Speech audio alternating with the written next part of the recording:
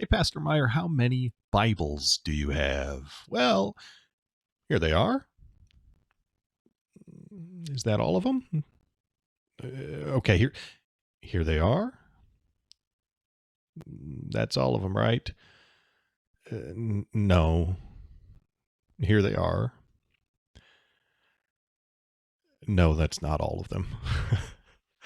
Hello and welcome to Bible Week. We are continuing our look at Bibles, all things Bibles, all week long. We've been just looking at different things, different translations, things to look for in Bibles, how to use Bibles. Today, I just wanted to share with you some of my Bibles. I'm not going to share all of them. I'm not going to show you all of them. I think I might have a problem. I think I might have a few too many Bibles, but I'm not looking to get rid of them anyway. So let me show you just a few of the Bibles that I have used throughout the years. So let's start with the Bible that I was given in grade school. This is a 1988 year mark on it and my name. But if you look at this, even though it looks like it's a little bit beat up, that's just because it's getting moved from here to there all over the place. It has not been much used because whoever decided that it would be a really good idea to give a 10-year-old a King James version of the Bible, well, it didn't work out so well for me. Reading the King James version is a lot of work. If you are an excellent reader, it might not be that terribly difficult for you, I guess. But when you're 10 years old, reading English from 400 years ago, kind of tough. So probably the first Bible I really had that I considered my own, but it didn't get used all that much. Next up is, inside of this case, the Concordia Self-Study Bible. This was a gift that I received for confirmation, and I used this a lot. This was the Bible I used throughout high school, throughout college, and if you have one of these, you know what they're like. A lot of good information in it, and this one was with me through a lot of things as I used it in high school classes, college classes, and just kind of reading on my own. I've got the nice cover for it too, which came in really handy. Next up is my Hebrew Old Testament. Okay, so my Hebrew Old Testament, I got this back in college, used it all through seminary.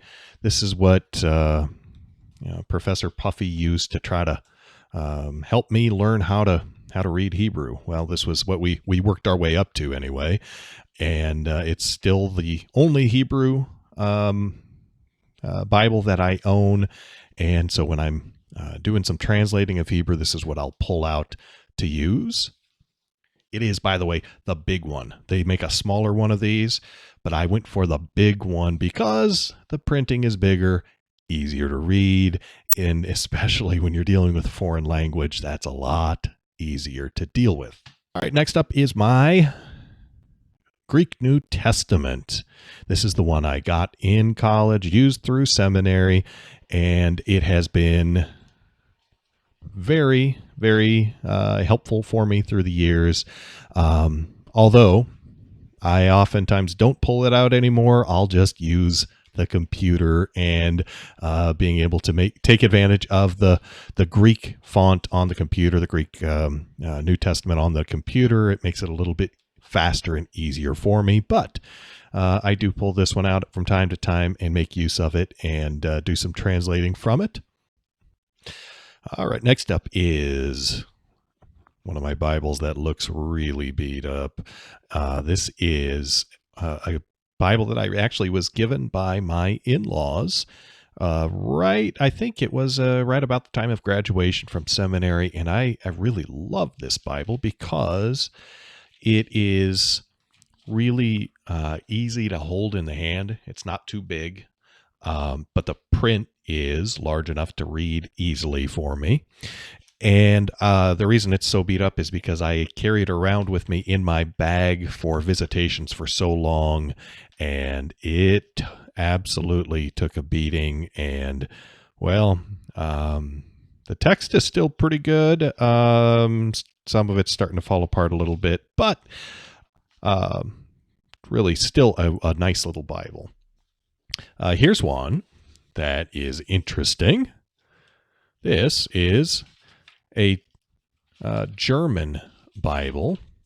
This is the Bible, right? This is Luther's translation into German, published by Concordia Publishing House, and it doesn't have a publication date that I could find on it, but you would have to think it would probably be well over 100 years ago. And one of the interesting things about Luther's translation of the Bible is that people always want to say, a lot of Roman Catholic people want to say, Luther took books out of the Bible. No, he didn't.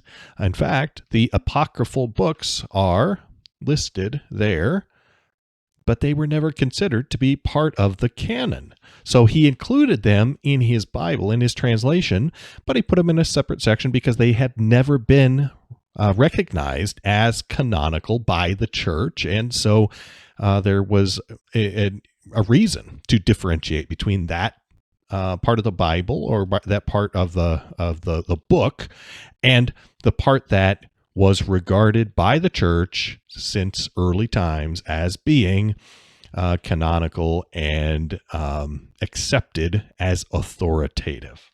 All right, here's one that sits by my nightstand. It is a New King James Version, and it's got nice large print so that at nighttime, when it's time for me to read, I can easily do so without my eyes being overly tired. And then I've already showed you the one I use for my morning devotions. It's a Christian Standard Bible, nice, easy to hold in my hand, and a decent sized print, not too big, not too small, easy to use. And then the one I use probably more than any other, this is a beautiful one. It's goatskin leather, English Standard Version, and it's really nice. I think it's a 10-point print, 10-point font, so nice big print, easy to read, and feels good in the hand. So I like that. In addition, I have my Lutheran Study Bible as well as loads of other Bibles, but I don't have a problem. I'm a pastor. I'm supposed to have Bibles, right? So I hope you've enjoyed our look at Bibles throughout the week. If you have questions, if you have comments, if you would just want to share some pictures of the Bible or Bibles that you use on a regular basis, I'd love to see that. The way I go about things, I have a Bible on my nightstand. I have one next to the couch for my morning devotions. I've got Bibles in my office. I've got Bibles in my car. I have Bibles stashed all over the place so that I have them available to me when I want, where I want, and I don't have to go looking for it. It's great. So have a great weekend. I look forward to spending more time with you next week.